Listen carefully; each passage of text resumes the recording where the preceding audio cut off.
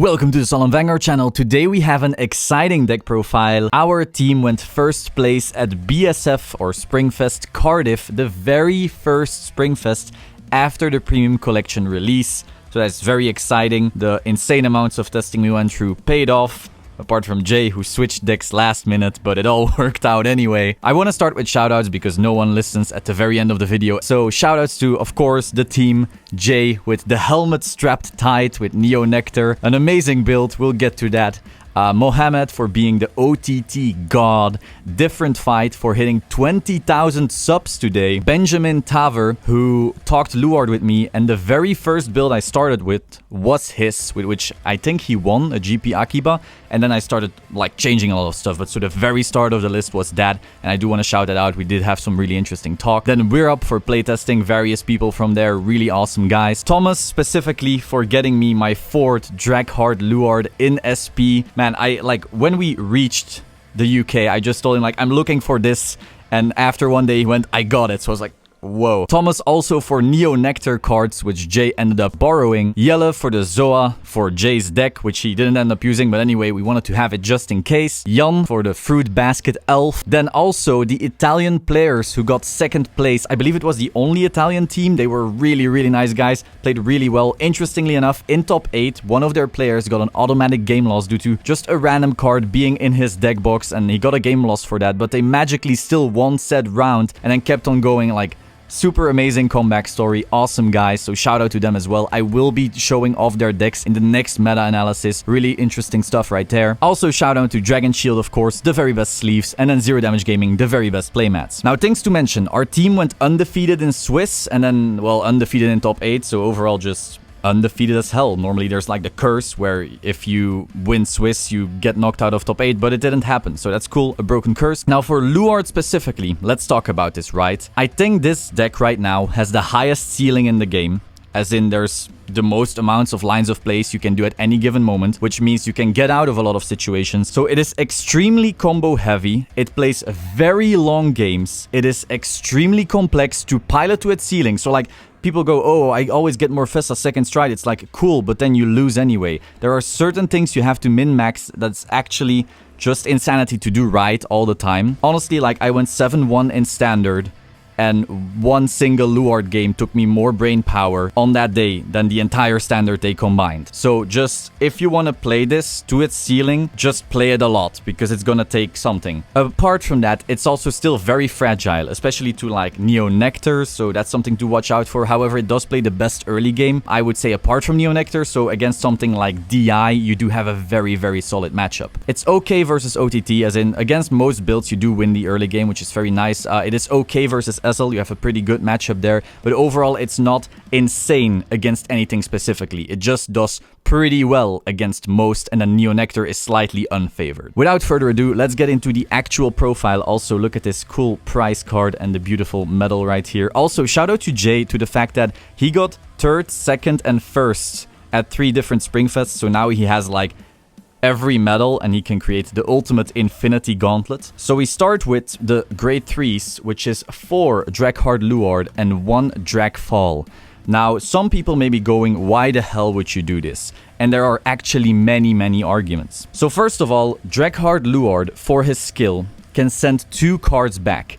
This is very important for the grind game. When you start looping, and I'll talk about this later, you will be going through your deck a lot and fast. So you will run out of grade 1s, even on first stride, pretty often, and by 2nd stride always. So being able to send back grade 1s, which you can then call out with Dagda, is very important in matchups where you don't instantly win on first stride. So for example, against Ezel and against Neo Nectar, you really need this 2nd skill, or against Geese, if someone is still playing Geese for some reason. So there you really want to send back the 2 instead of the 1. Then apart from that, this also allows you to recycle both Vicro and Karen, which means you actually have infinite amounts of CC, since now you can send back, so Vicro, Karen, and then you call out a Vicro within a main, and then you kill the Vicro for the Dagda skill, which then goes on standby. You call out a Karen from the deck, the Vicro resolves, goes into Soul, you Soul Blast him back out with Karen, and then you CC. And so this way you CC 2, and well, the only way you can recycle both pieces is with Draghard. Also, the only way to get 2 CC off 1 CB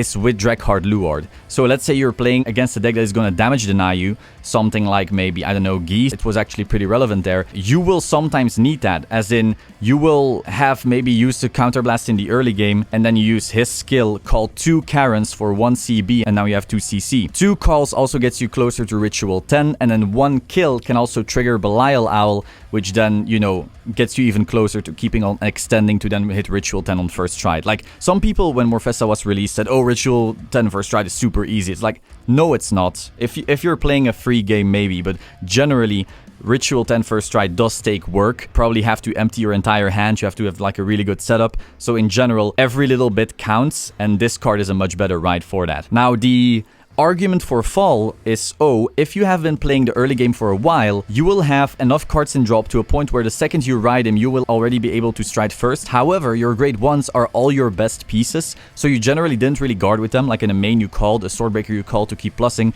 and so unless people attack your rear guards, you don't actually reach 4 grade 1s in drop that easily, and you can't actually spare the counterblast to pay for his cost either, especially since you don't have 2 calls, so your 1 call of him calling a Karen would refund it, but you still wouldn't actually have gained any CB back that you just paid to use him. So this is a much better ride. Now, why do I still run him? Because 4 grade 3s is not enough. I do not want a random game loss because I G-assist and whiff. So 5 is just much safer. Next up, we have 4 Maka, 1 Blaster Dark. This actually goes against everything I've been saying about Luard and thinking about Luard for a long time. To me, it was always you run 4 Blaster Dark, or you run 0, or you're an idiot. But that's not the case. Maka is a much better ride target. If you had the choice, you would always ride Maka. She plays the early game much better. She lets you actually plus. She doesn't rely on your opponent having an empty field. She lets you use your Karens and so forth. So this is just the best ride in early game against like an OTT deck,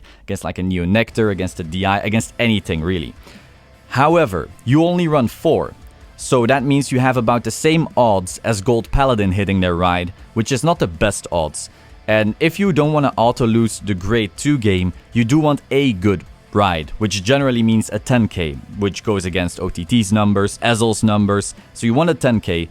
This is like, you know, the forgotten child. You have 5 good ride targets instead of 4, which is just a slight buffer to make those numbers slightly better. But if you have the choice, this is the better ride. Funnily enough, in one game where I desperately wanted Blaster Dark over Maka, I did draw it. So sometimes you get lucky and it just happens. But overall, this is better a large majority of the time. And also, I don't have Origin Rares because Glenn from my locals didn't want to sell them, so I had to buy them online and they weren't there in time. Next up, we have 4 Noise, the actual spiciest, most important card in the deck. Without this, I don't see you hitting Ritual 10 on first stride very reliably. If you didn't play back when Luard just came out or just got the whole Grosne loop together with Cursed Eye Raven, you basically could make your grade 2 Grosne very, very big, because Noise would find Raven, and then Raven would find Noise, and you would just like keep going, looping, and just going through your whole deck like that. That way you made Grosne very big, but it's also a great way to actually keep fueling your field and thus keep fueling your drop zone. Being able to use Noise,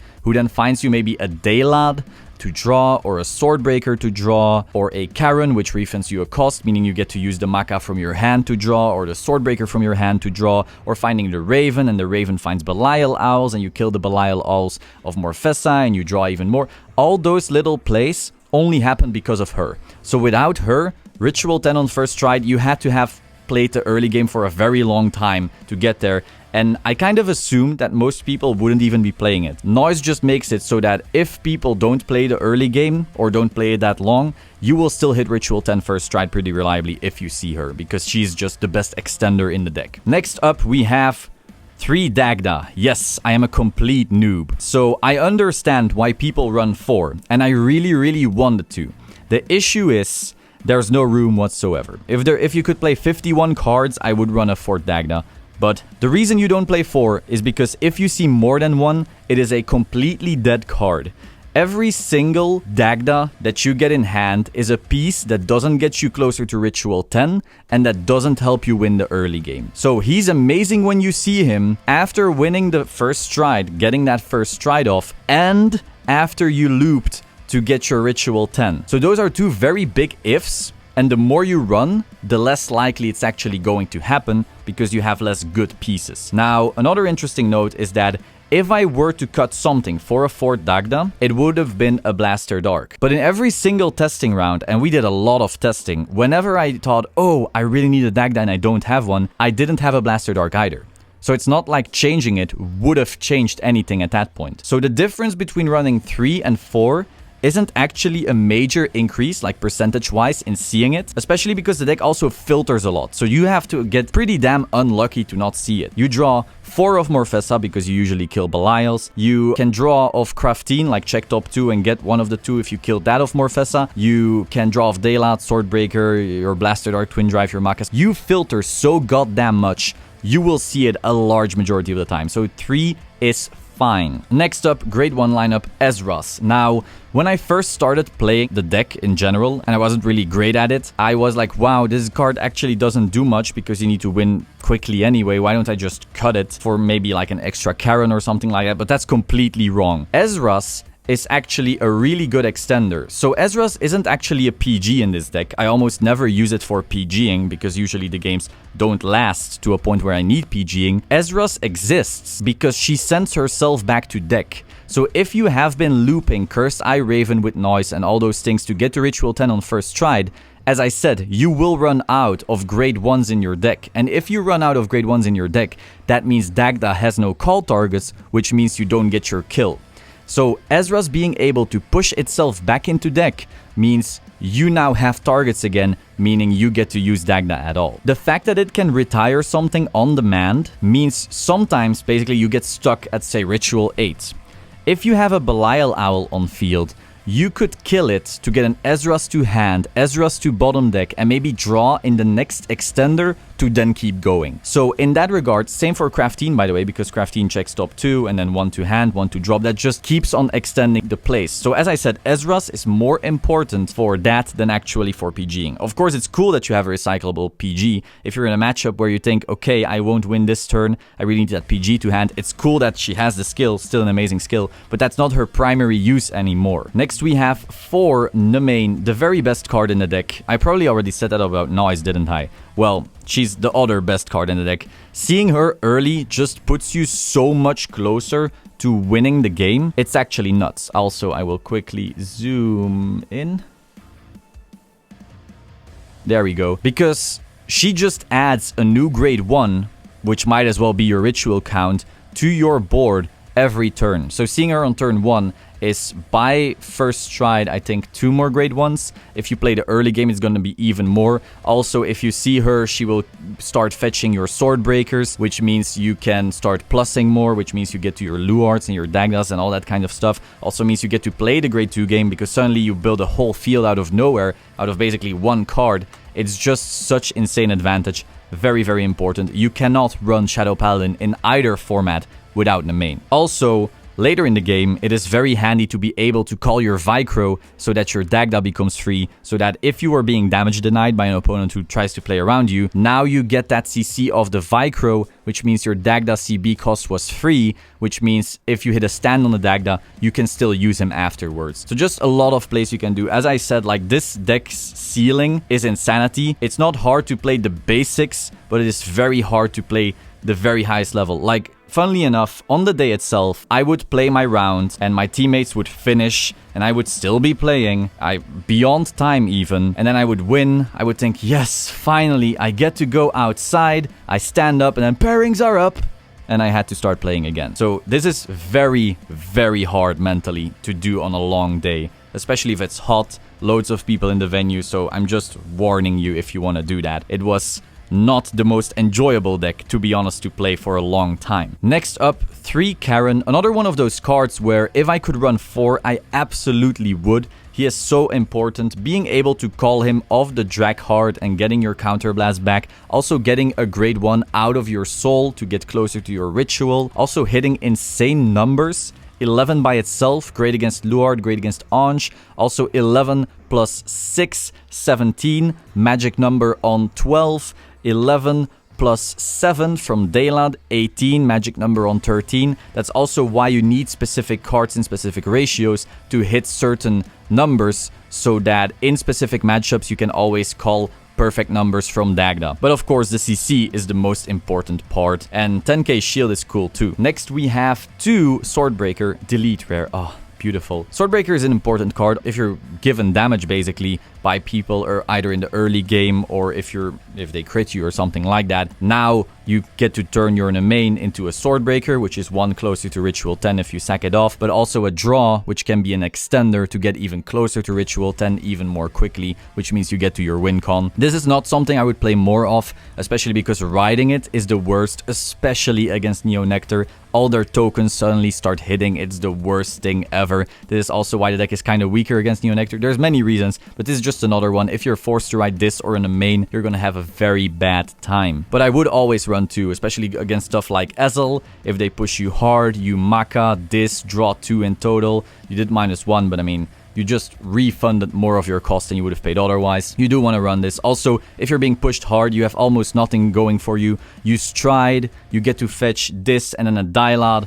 You just +2, then you sack them for Morfessa, +2 more. Or you could do the same with Belial, really. Just a lot of plussing in this deck, depending on where the match is going. Sometimes you don't want to use this skill because you know, oh, I will need 2 more CB later because I ran out of Karens and I need those 2 CB for the Dagda plays, post Morfessa, just a lot of things. Next up we have 2 Delad. As I said, we need specific numbers. Sometimes you run out of Karens and Ezras, so the only way to hit the 12k for Excel and Protect basically is by having this boosted by an main or a Swordbreaker to hit 12 plus 15 is 27, again a magic number. And also of course just plussing, being able to call it off either Cursed Eye Raven or Noise or the On Stride skill, and then being able to start drawing, emptying Soul, if you don't need Soul of course. You generally don't really, because you sack Vicro of Dagda, Vicro goes into Soul, use that to pay for your Karen and you're safe. But plussing is very nice, especially when stabilizing against something like a Neo Nectar or an Ezel. Finally, we've been talking about him a little, we have Vicro the starter. We don't run him as a starter, he's just in the main deck, and if we need him, the main can get him out anyway, or even your Dragheart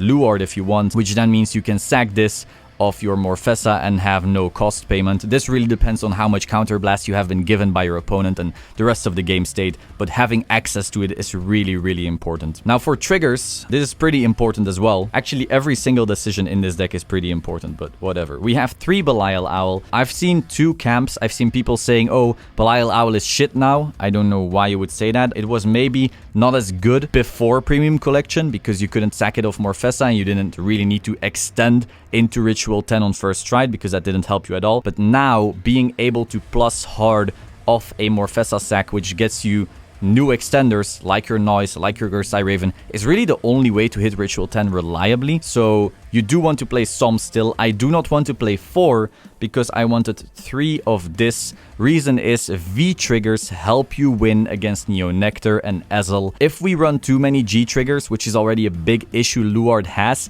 we become very, very susceptible to those decks and we basically start auto losing. So as I said, this deck is very fragile, and so running more V triggers just helps against those very aggro decks. This is a combo deck that's just part of life basically, especially when you then see the other triggers. We have 4 Cursed Eye Raven and 2 Crafteen. So once again, more G triggers, meaning we are just more fragile. So Cursed Eye Raven is the most important card in the deck, and I said that twice already, but I guess there's now 3 cards fighting for most important card in the deck spot. That is because it's just true. You can Cursed Eye Raven to find yourself 2 pieces, which can either be normal units, like an extra grade 3, or a Maka, which is then just garbage, but you just tint the deck, meaning you are more likely to hit stand triggers once you are done looping. You can also get triggers of it, which means you are closer to Ritual 10. You can also hit grade 1s of it, which again means you're closer to Ritual 10. So anything you hit of this, apart from other stands, is amazing and helps you get to your win con. As I said, you loop this with Noise and your various other cards which keep you drawing into these 2 pieces, and all of those extenders eventually set you up for Ritual 10. In that regard, this feels somewhat like a Yu-Gi-Oh deck, as in you combo off for quite a while and your opponent just sits there and then you start beating them to a pulp and hopefully they die. Sometimes they do not, and so hopefully you didn't have to ruin your whole hand just to do this. Now, if you're running the typical build with slaptails and all of that kind of crap, then you do have to empty your entire hand to get there, and then you will probably die next turn. So being able to not do that is amazing, so you need the Ravens absolutely. This guy is basically like a better Belial Owl, but with some restrictions. It has to be placed from hand, it has to be Ritual 3, which means you can't immediately start using it, and you can't call it of a Raven or a Morfessa to trigger its skill. But if you have it in hand, if you drew it off the Swordbreaker or the Dialad or the Morfessa draws, then you can sack it off either Ezra's because you just use Morfessa. If you found it before the Morfessa, you can sack it to Morfessa. Check top 2, maybe you find the Dagda to hand, or you maybe find something else you need, another extender, another Raven, another Noise, and the other one goes to drop. If that's a grade 0 or grade 1, you're again one step closer. So this is like a better Belial Owl, especially because it's a stand, but it has restrictions, meaning we don't want to run it over Belial Owl. But I could see maybe going down to 2 Belial and 3 Crafteen, because hitting stands is part of the win con. Doing a grade 1 swing, Dagda swing, grade 1 swing, Vanguard swing means you can now stand maybe the grade 1 and the Dagda if you hit 2 stands, so the more stands the better. Hitting just 1 stand on the Dagda is amazing as well, so I could see this going to 3, but again, it's more restrictive, so finding it off other stuff during loop doesn't really help you. So maybe 3 Belial is correct. I'd say so, to be honest, but it's an option. I wouldn't be against it. Overall, you do want to run off stands. At first I had this at 3, but then I cut 1 to have 1 more V trigger because, as I said, deck's very fragile. You want to be able to survive against Neonectar and Ezel. Next, we have 4 V heals. Of course, we don't really have resource issues as long as you're really using them well. As long as you're using the Vicros and the Karons whenever possible, you know the matchup, so you know how much damage you will be given, so you don't use too much in the early game. All those kinds of little factors. You don't need CCSC heals, which also means you get to run more V triggers, which means you are more stable against those aggro decks. Finally, we have 1 Full Bow, our starter. Getting that extra draw is handy. Sometimes you hit that in the main, sometimes you hit that Maka. You don't want to use Vicro because you can find them anyway. This just makes you, again, a bit more stable. Now, for the G-Zone, we start with 3 Morfessa. At first, I was like, wow, if you run more than 2, you're such an idiot. I was the idiot. You want more than 2. The reason is some matchups, specifically your bad ones, they are grind matchups. Some people believe you have to drag Abyss before Morfessaing reliably. Other people believe you need to Morfessa first stride and kill them or you die. It's somewhere in the middle. On some matchups, you will be able to Ritual 10 first stride and just kill him off Morfessa. Other matchups are grind matchups like Ezel and Neonectar. Against Ezel, you basically go Morfessa first stride because you will plus more, because we run Drag Heart. So Drag Heart fetches us 2 cards. She sacks something. You will start drawing a lot of cards. You will plus way more than with Drag Abyss. And then if you hit Ritual 10, cool, you're gonna give them a worse time. If you don't hit Ritual 10, cool as well. You just plus more. You are stabilizing. Next turn, you probably survive. They push you in a bit, doesn't matter, you survive because you plus so that much. It's your turn. Now you go into her again, and again you're at Ritual 10. But because you've been damage denying them early game, they're not close to lethal, and they can Solemn me into everything. So, and also they can hit like double V trigger and basically end your turn. But once again, you are gonna put pressure and you are gonna plus for free. And then finally, on the third one is where you kill them. Same for Neonectar, for example. They actually run out of gas very quickly. Neonectar is essentially you call your hand down, you start swinging. On first stride, you hopefully kill them. On second stride, you may still kill them. And after that, every viable piece is gone out of the deck and you are pretty much swinging vanilla with tokens. So being able to outlast them is super important, and the only way you can do that is running 3. Actually, I also consider going to 4 because, you know, insane grind games do exist, but 3 helped me and 2 is completely wrong. With that being said though, in your good matchups, 1 is often enough. 2 will almost always be enough, but again, in those worst matchups, the third really saves your ass. Next, we have 3 Drag Abyss.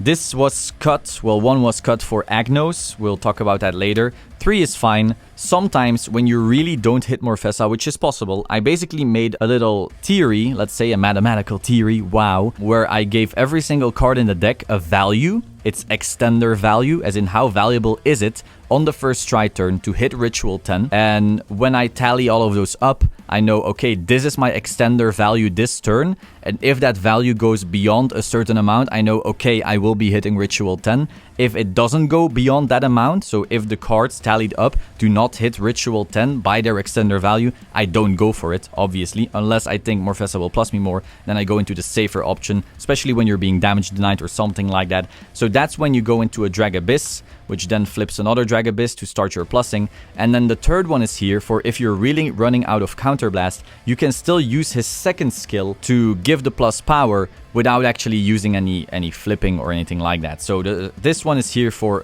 a bricky first stride essentially, and then the third one is here as just one more time going hard with just a power gain and nothing else. Then we have 2 Diablo. In case someone is running Geese, I had 1 Geese matchup actually, Angel Geese. She hit it incredibly fast. Then I went into my Morfessa for the kill turn. She would have nearly survived it and then gone into Geese, and I would have gone into this and won, but she scooped before that. But so that was what the game state was like. I don't think I would have won that game without this. So being able to Morfessa, push their hand down, push them close to 4, push them to 4 basically, or to 5 even, then they go into Geese and then you do this, is still pretty important. But overall, Geese is really a non-issue anymore. Despite them putting it on the top format, it just dies to most premium collection stuff, so it's not as viable anymore. It's still in here just in case. Then we have 1 Agnos, my boy. This card is so beautiful. So the Agnos is here for, again, our worst matchup, being Neo Nectar, being Gold Paladin. Let's say you have been pushed in so hard,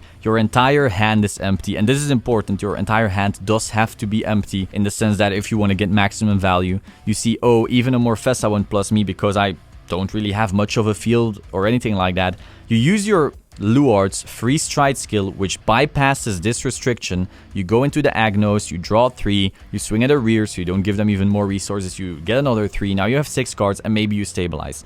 Not always, obviously, but it's just one of those clutch moments where maybe you get to stabilize after a really painful game and still win. In testing, it came up, I think, once, where I was like, oh, I wish I had an Agnos, and then I put it in, but it didn't come up on the day itself. So if you want to run something else, or you don't have the money for the card, I think it's like 20, that's fine. It can be something else, maybe the 4th Drag Abyss, if you pull that from the Revival collection or anything like that. Then we have an Ultima. Ultima I really don't go into at all. The only time you would is if you see, oh, they're at way too low damage, for example, a Neo Nectar, and my Morfessa would swing at them and they would like get double V and end my turn. Like, let's say they're at 0 or 1 damage, and you see they don't have PGs, like some of them don't run them. You can go into Ultima and then swing 3 times for massive numbers for 3 crit, meaning 2 crits would kill them, and they like use their hand up just to play the early game or something like that.